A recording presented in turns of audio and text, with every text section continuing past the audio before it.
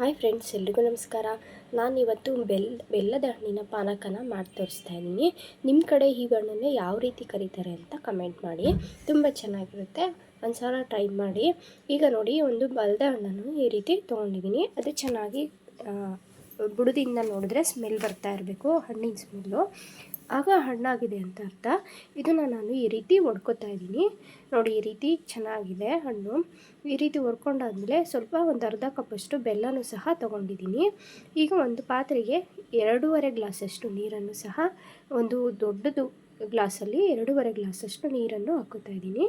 ಹಾಕ್ಕೊಂಡು ಸ್ಪೂನ್ ಮುಖಾಂತರ ಈ ಬೆಲ್ಲದ ಹಣ್ಣಿನ ಒಳಗಡೆ ಇದೆಯಲ್ಲ ತೆಳು, ಅದನ್ನು ಸಹ ಹಾಕೋತಾ ಇದ್ದೀನಿ ಈ ರೀತಿ ಸ್ಪೂನ್ ಮುಖಾಂತರ.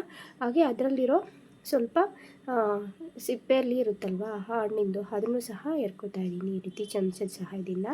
ಈ ರೀತಿ ಚೆನ್ನಾಗಿ ಎರ್ಕೊಂಡ್ರೆ ಇದು ಚೆನ್ನಾಗಿ ತುಂಬ ಟೇಸ್ಟ್ ಇರುತ್ತೆ. ಒಂದು ಸಲ ಟ್ರೈ ಮಾಡಿ ತಿನ್ನೋಡಿ. ಇದರಲ್ಲಿ ಸಿಪ್ಪೆಯಲ್ಲಿ ಇರುತ್ತಲ್ವ, ಅಂಟ್ಕೊಂಡಿರುತ್ತಲ್ವ, ಅದು ತುಂಬ ಸ್ವೀಟಾಗಿರುತ್ತೆ. ಈಗ ಅದನ್ನೆಲ್ಲ ಚೆನ್ನಾಗಿ ಎರ್ಕೋತಾ ಇದ್ದೀನಿ.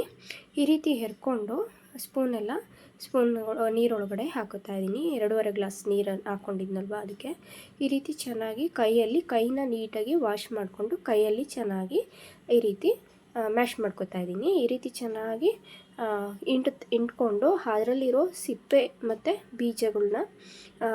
ಬೀಜಗಳನ್ನೆಲ್ಲ ಹೊರಗಡೆ ತೆಗಿತಾ ಇದ್ದೀನಿ. ಈ ರೀತಿ ತಗೊಂಡು ಈಗ ಅರ್ಧ ಕಪ್ಪಷ್ಟು ಬೆಲ್ಲನೂ ಸಹ ತೊಗೊಂಡಿದ್ದೀನಿ. ಈ ರೀತಿ ಕೊಟ್ಟಿ ತೊಗೊಂಡಿದ್ದೆ, ಅದನ್ನು ಸಹ ಸೇರಿಸ್ತಾ ಇದ್ದೀನಿ.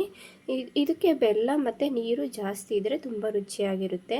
ಈ ರೀತಿ ಹಾಕ್ಕೊಂಡು ಚೆನ್ನಾಗಿ ಮಿಕ್ಸ್ ಮಾಡಿ ಚೆನ್ನಾಗಿ ಕೈ ಆಡಿಸಿದ್ರೆ ಬೆಲ್ಲದ ಪಾನಕ ರೆಡಿಯಾಗುತ್ತೆ. ಇದನ್ನು ನಾನು ಒಂದು ಗ್ಲಾಸ್ಗೆ ಸರ್ವ್ ಮಾಡ್ತಾಯಿದ್ದೀನಿ.